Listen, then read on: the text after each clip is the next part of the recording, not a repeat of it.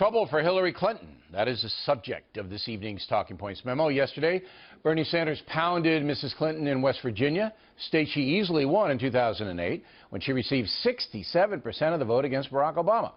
The president back then got 26%. But this is now. Hillary Clinton's campaign is drifting. Donald Trump rising in the polls.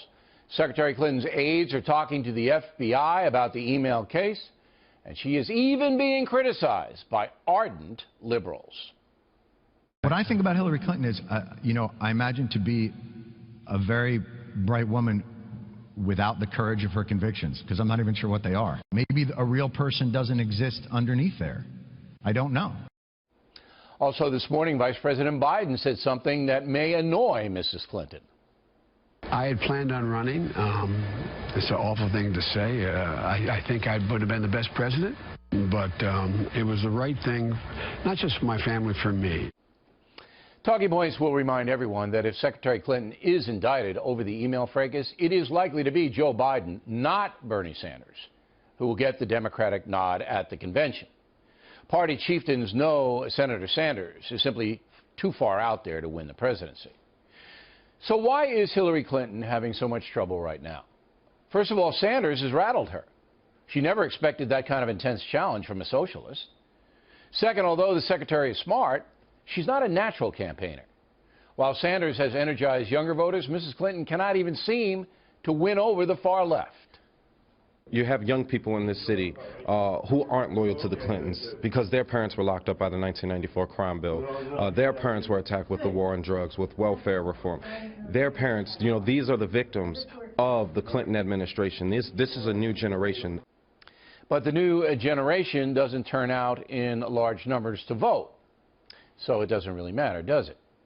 Now, in order to beat Donald Trump, Mrs. Clinton's going to have to come out of the left-wing precincts and appeal to independent voters. Therefore, she will have to talk to people like me and answer responsible questions. Trump talks to everybody. He's on MSNBC all the time. But Hillary Clinton is very cautious granting interviews. At this point, she might want to rethink that strategy. If she truly believes that she's the right person to run this country, then Hillary Clinton should talk to all Americans, not just ideological soulmates. For now, the Clinton campaign is in trouble, no doubt. But a resounding victory in California could change all that. The vote in the Golden State on June 7th. And that's the memo. Now for the top story tonight reaction. With us here in New York City, Dr. David Rothschild, founder of PredictWise.com. And in Washington, Richard Salmon from the Kiplinger Letter. All right, Mr. Salmon, begin with you. Am I making any mistakes? Your talking points capture it very well. Any campaign at this level has ups and downs.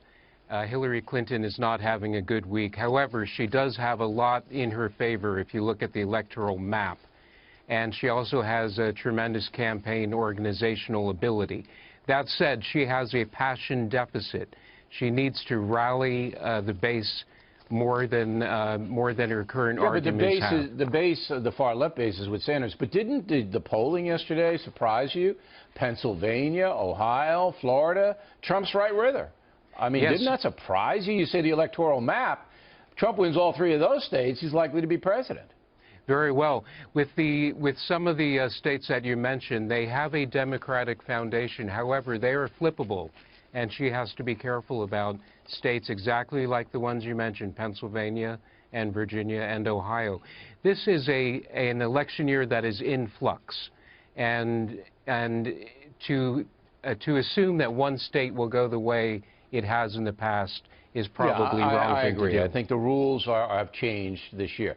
Now, Doctor, we had you on a few days ago. PredictWise was given, I think it was 3-to-1 odds that Hillary Clinton. 70% for Hillary? 70%. Okay. That's almost 3-to-1. Yeah. All right. 70% that Hillary Clinton would win. Have you changed now with this latest Quinnipiac poll? They haven't changed very much because what I see is that this week wasn't great for her, but it was all in the realm of things we expected to happen. We thought she was going to lose West Virginia. She lost West Virginia, and as you pointed out... But she got pounded.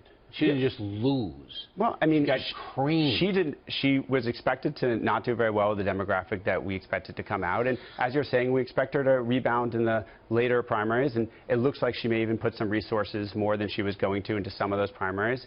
And quite frankly, it is hers to win. She's going to win it.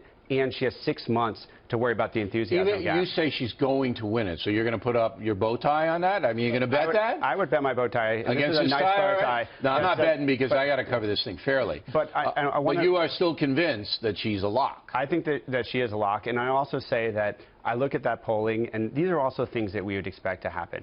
As you pointed out, Trump wins those states, he wins. But Trump needs to win all of those states. Yeah, he's and that gotta win Quinnipiac polling only had him ahead in one of those states and very closely behind in two of those states. But it was a big sample. It was more than 1,000 voters. Well, sure, let me just more than stop 1,000 voters, but it's also early. But it's speculation, yes. so we're not going to get into the electoral vote. But you concede that the Clinton campaign's foundering, would that be a fair word? Drifting? What I would say is that Hillary campaign did not have a great week, but this is nothing outside the realms of expectations. I see this as a more inherent problem. What about my contention that Hillary Clinton's got to expand her message? That if she keeps going farther and farther left to compete with Sanders, that's just wiping out all the moderate independents. They're not going to even listen to her when she comes around. Mr. Samet. Yes, and with Hillary Clinton's message, it needs to be a more powerful and dynamic message than it has been. And that will probably come in the fall. All things are going to change after the political conventions. The fall debates, for instance, I continue to think they will be very important. Yeah, I agree. And she will show up. Sure, she's smart. Everybody knows she's smart. But the deficits that Trump can go after are considerable, and vice versa, and vice versa. But I continue to say that right now, Mrs. Clinton has got to start thinking about, Doctor, expanding her base a little bit. She just can't run on a far-left platform. Last word. What we're looking at is a platform that is fairly middle of the road. We're looking at somebody who doesn't need to expand the electorate. The electorate that won for Obama is more than enough for her to take this time around. She just needs to hold ground at Obama and not lose too many other states. Okay, so she's got to hold what he put together. She has to hold what he put together, and she's not any further to the left than he is. And so if Obama was able to win in 2012, he's then the most liberal president of all time. Well, if that is your contention, that he's the most liberal president of all time, and that Hillary is more conservative, that's not my contention. And he won I don't know where she is. And he won in 2012. That puts Hillary in very good shape with the general population. When she comes in to talk to me, we'll find out where she is on a political spectrum. All right, gentlemen, thank you very much.